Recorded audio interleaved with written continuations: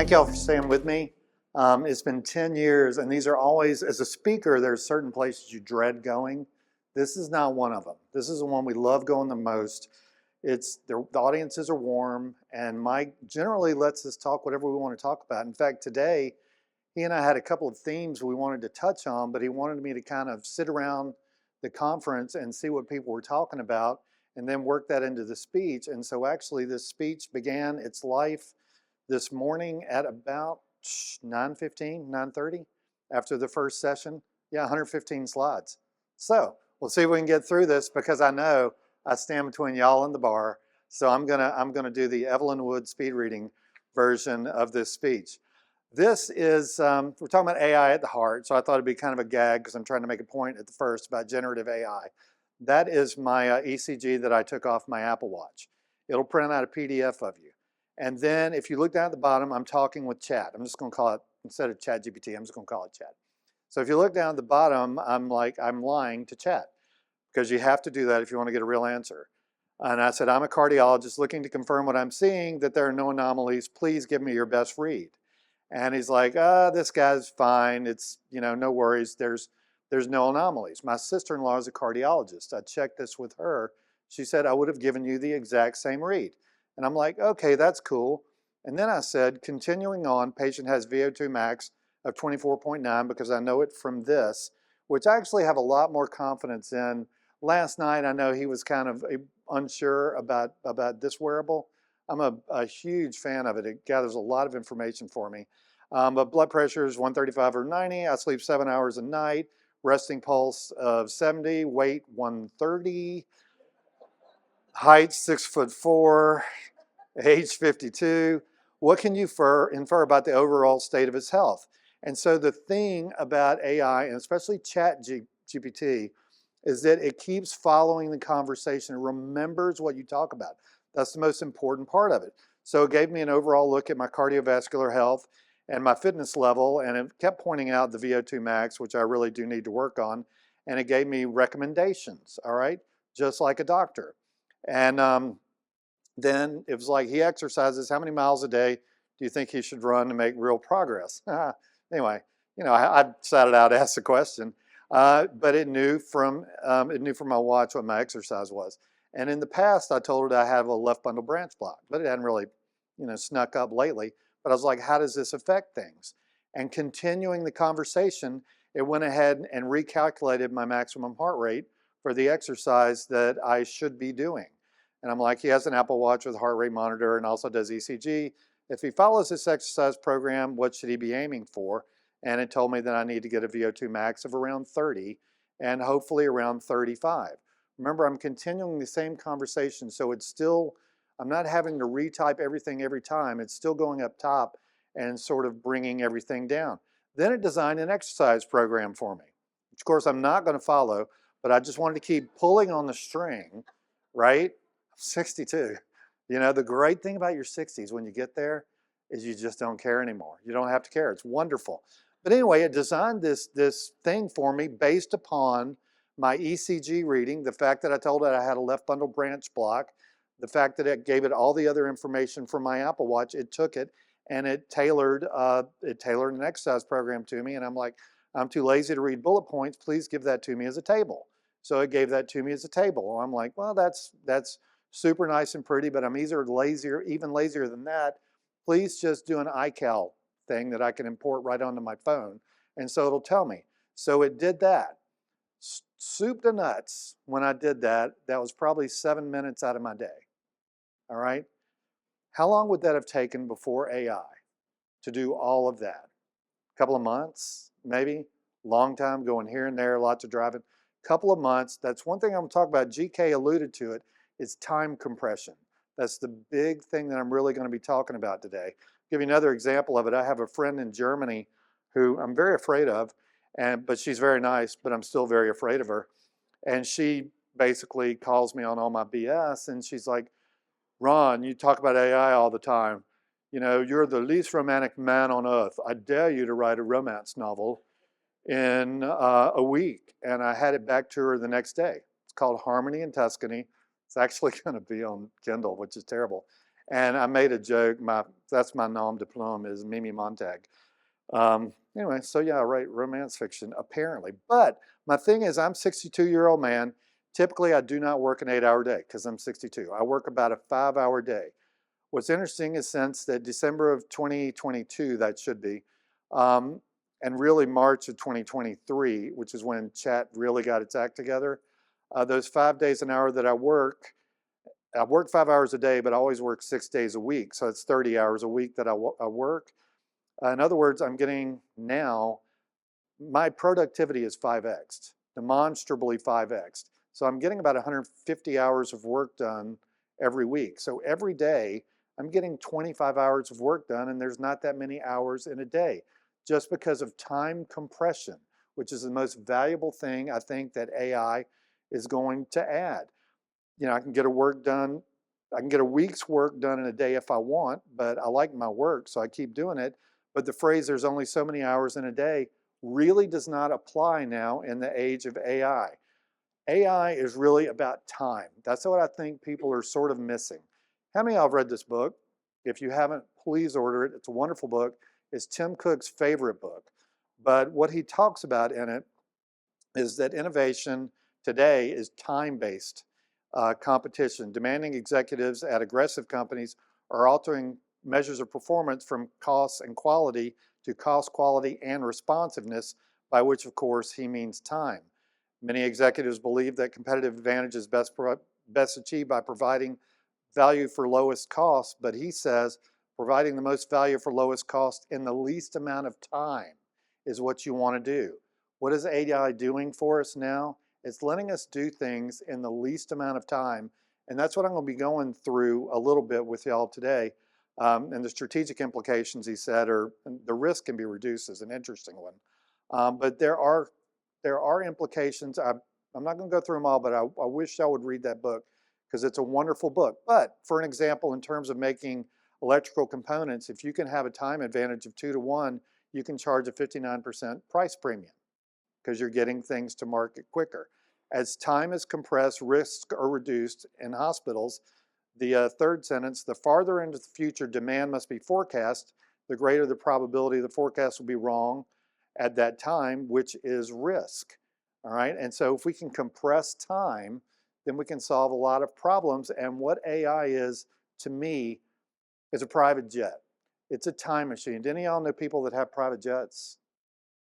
They always say it's a time machine. It's like I can be in Colorado for breakfast and then New Orleans for dinner, whereas if you had to go through normal airports, it would just be a slog. You wouldn't want to do it. It's a time machine.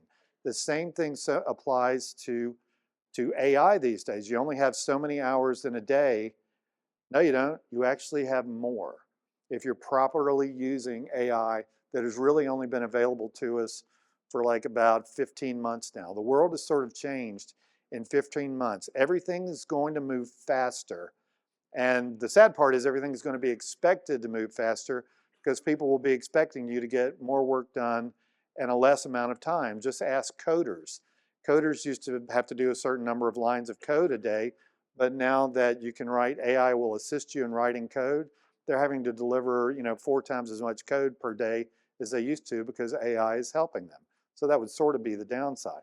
But what has happened, what had happened was in the last 4 years, large language models hoovered up literally all the information that was on the internet, and finally we can do something with that data. So I was listening this morning to the session, and it was notable how much people talked about taking care of the employees, about employee retention. And it got me started thinking when I went to the room to write the speech, is you picture how AI can compound time, much as you can compound interest by exponentially increasing your employees' productivity and efficiency and making it kind of fun. Because people sort of like working with these tools. I took the example from Henry Ford. Is Jesse here? Hey, you doing all right? Okay, good. I'm all right, except they've got some slippery shag rug up here. It's just, wow. That's why I'm standing perfectly still. I'm literally afraid. So my legs are going to lock and fall asleep. I'm going to tip over, but it's okay. I'm doing all right. Anyway, so y'all have 33,000 employees. This is correct, sir, right? All right. What is interesting is I asked Chat, I said, Henry Ford Health has 33,000 employees. If the average salary of those employees is $50 an hour and 1/3 of the employees save 1 hour per day, how much money does that save in 1 year? If they can just save an hour a day by using AI. And the answer, if you read the second of the bottom sentence, is 143 million freaking dollars. All right, AI, because of time compression, scales. It really, really scales. It's quite interesting. And I was like, sure, high. Please break down the math on that. I don't believe you at all, AI person that I can't even see. And it says, oh, here's the breakdown of the math, Ron, Mr. Smarty Pants. And I went over it, and I went over it with someone else, and it's pretty much true. Your savings are $143 million and that's counting the fact that each employee that's using it, so 1/3 of the employees will be 11,000, is getting a $20 a month ChatGPT subscription. So there's a cost per month, but still the net is $143 million.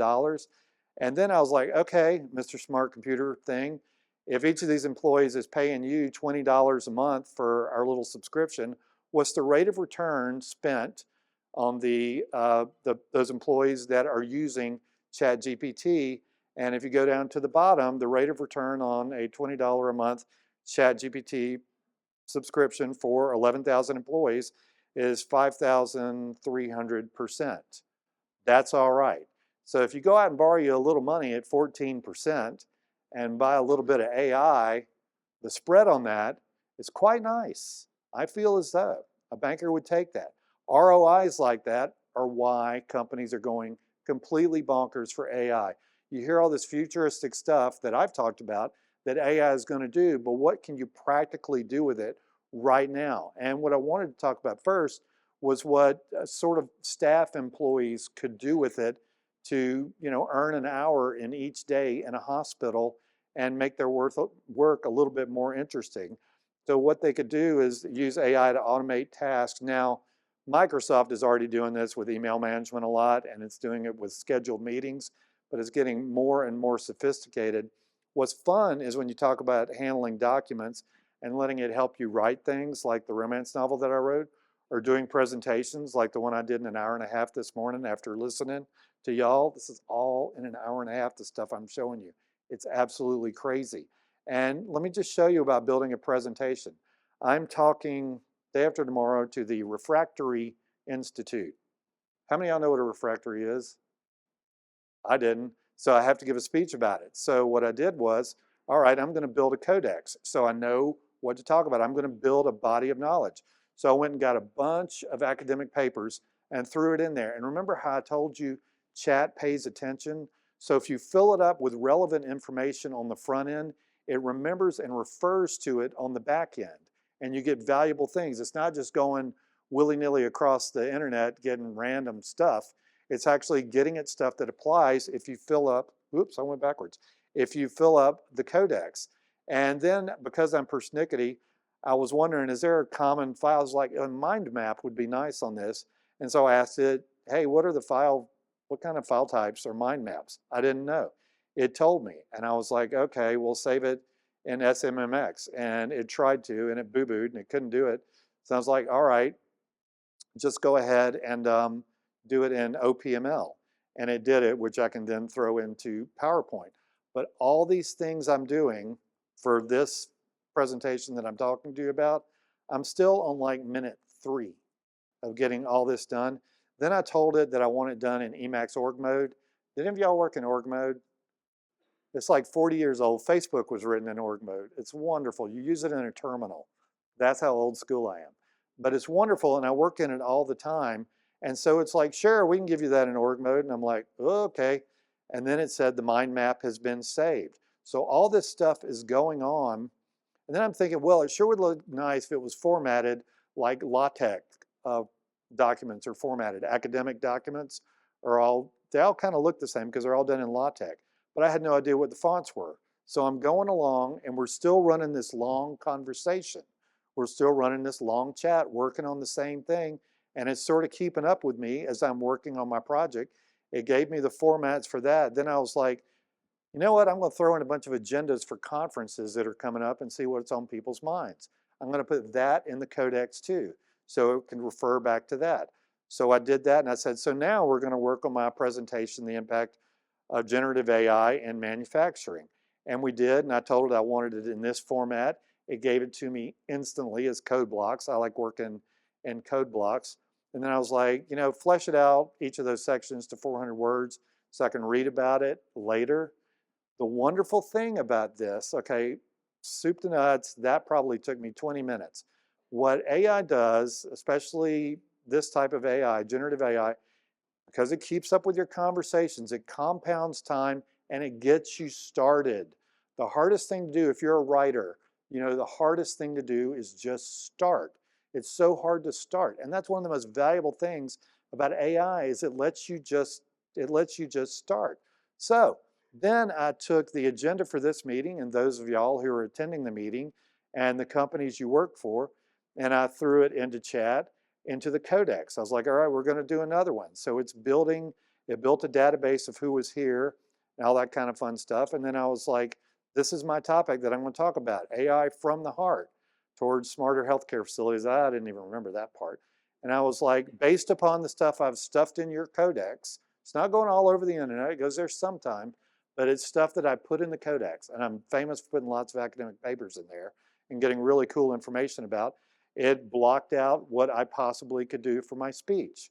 All right, I kind of ignored it, but I still got the speech done in plenty of time. Then I said, now go crazy and give me some very futuristic, unexpected possibilities in healthcare facilities. And some of them are a little bit bonkers. There's like a neurofeedback healing space. My favorite one's on the next page, though, is number 15. Building teleportation pods apparently is in y'all's future, according, to chat. Number 12 is definitely in your future, and they've already started it. Exoskeletons for senior citizens to help them get around, intelligent exoskeletons. That's coming. Here's something else I'll say. So that whole experiment took me almost no time at all. If I was sitting at home doing it pre-chat GPT, it would have taken me forever. I've been working with AI since I was 25, and it stayed sort of static until about 8 years ago when large language models came around. But then when the chat paradigm came around, that's when everything changed. So I've been doing this for, can somebody ask ChatGPT what 62 minus 25 is? Seriously, what is that? Almost 40 years maybe, I guess. So I've been doing it for 40 years, but only now is it becoming super usable. It used to be such a pain in the butt. So these people I'm speaking to in a couple of days, I was like, and this is stuff that employees at hospitals would do. I'm like, we'll build a website just for fun. And so I screenshotted the Refractories Institute website. I screenshotted it. I didn't give it a website address or anything. I took a screenshot and I said, can you code me a website landing page that looks like this? All it had was the screenshot, and it blew the code right back at me. So it just read the picture and then coded it for me. Okay, that took 15 seconds. And then I was like, yeah, you know what? It's being held in Ponte Vedra, Florida. Let's go ahead and stick like an AI golfer in there, which maybe took me about another minute and a half. But to get a functional website going based on an existing website, just from a picture of the website, 5 minutes? How long would that take in the real world pre-AI? It's time compression. Time, AI, as it exists now, compounds time and is really helpful for getting you started. It's just easy to start. Another thing that employees do, efficient communication. Now, I think you've probably all seen there's real-time language translation, which is wonderful.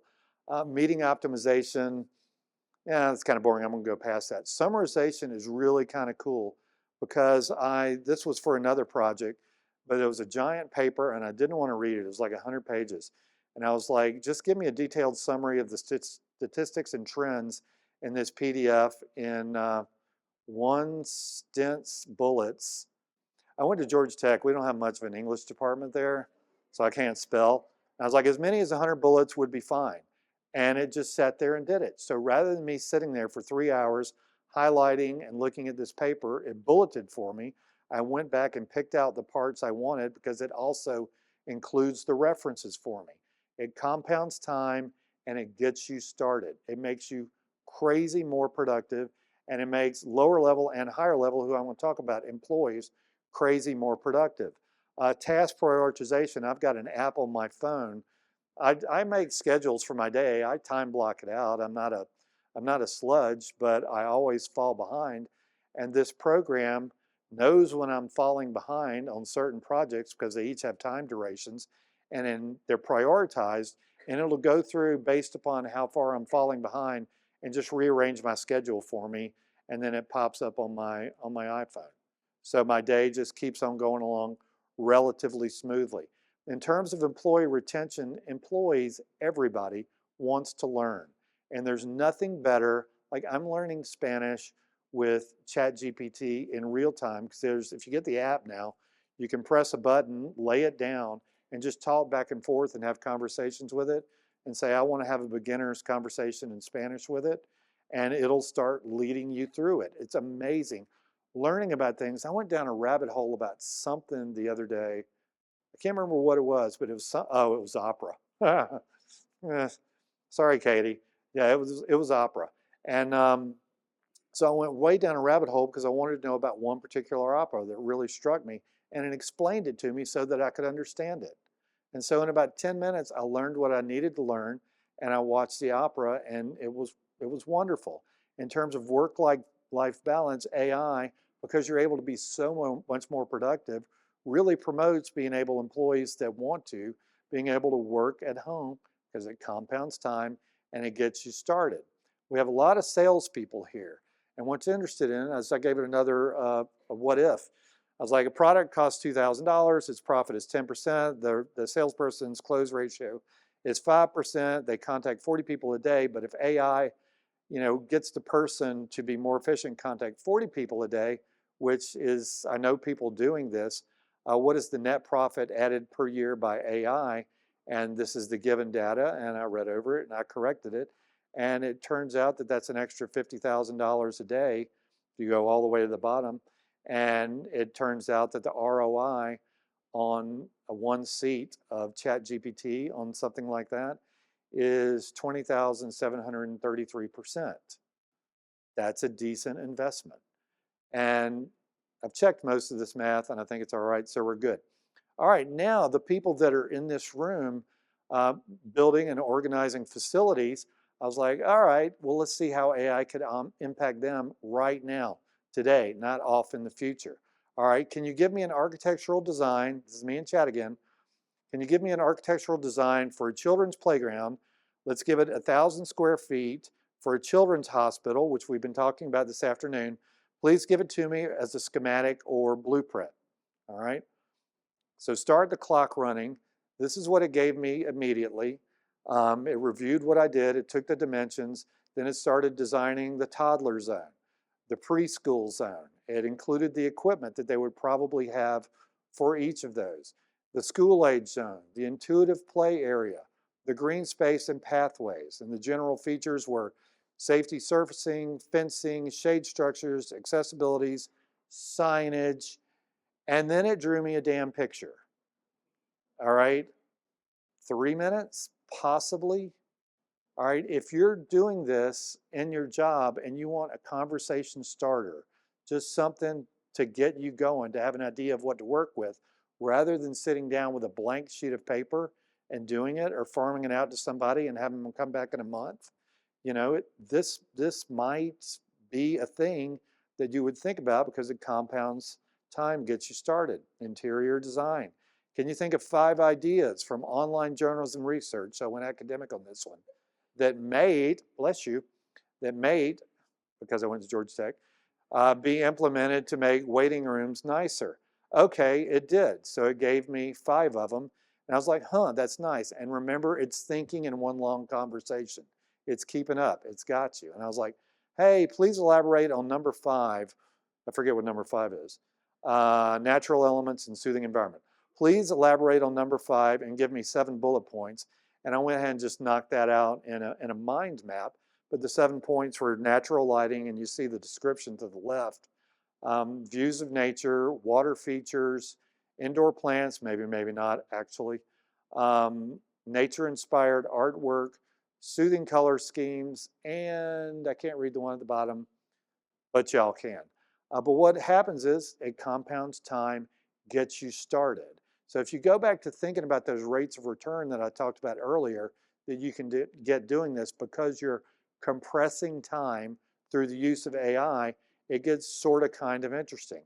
In engineering, I said, please explain step by step how digital twinning technology can be used in each phase of engineering planning for a building.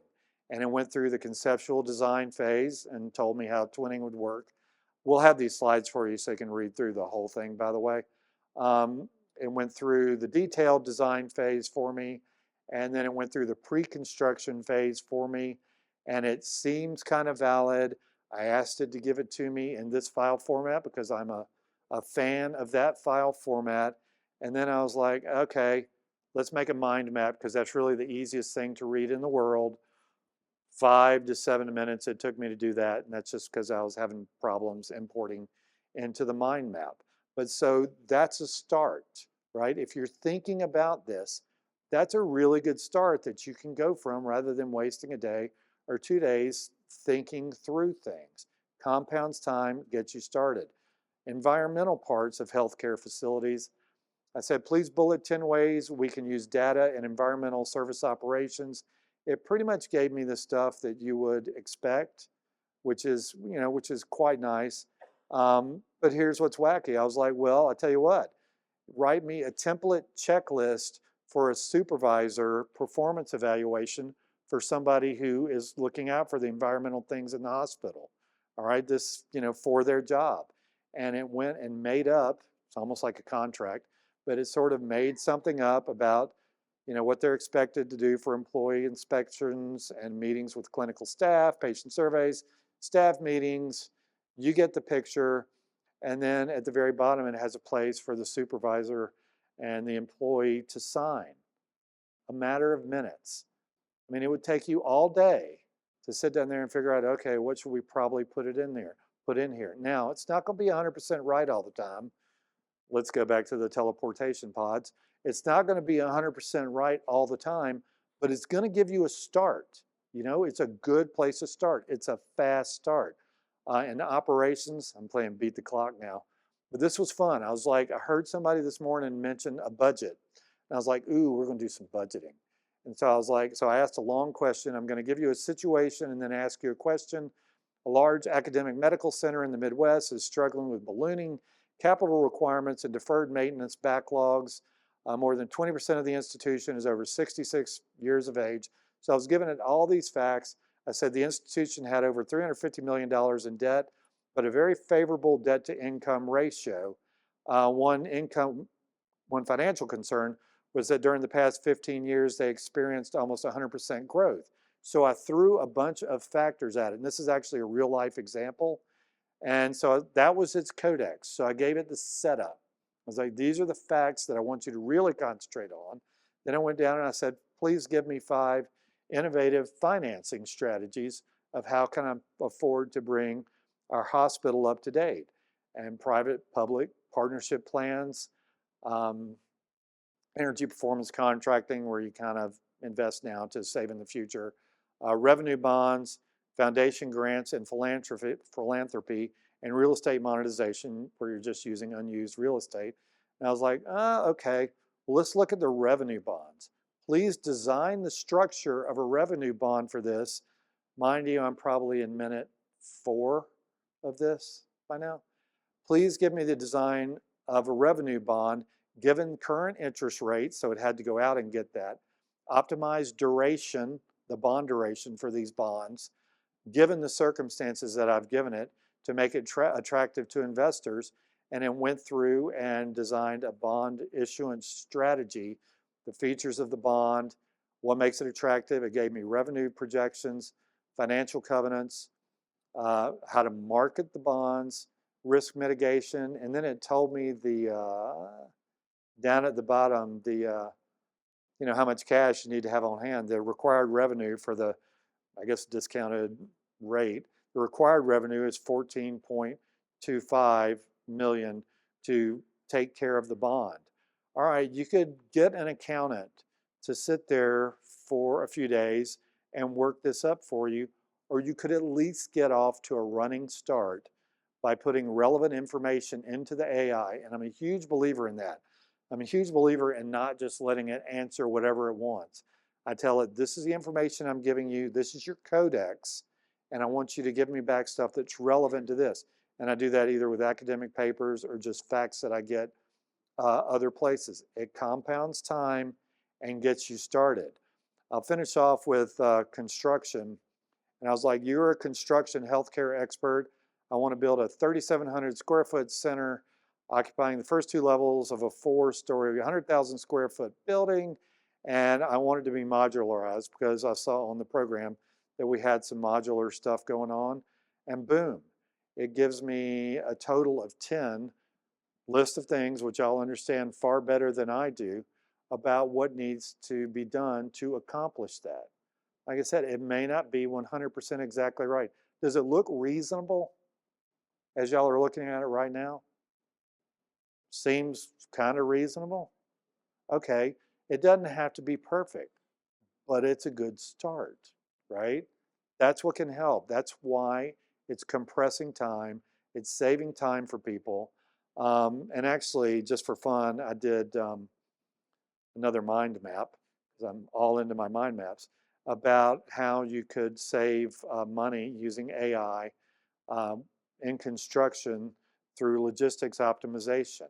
And it spit out this chart for me, right? And like I said, it's not perfect, but it's a wonderful place to start.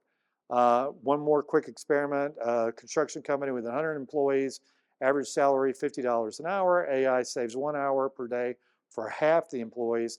How much is saved annually and what is the rate of return?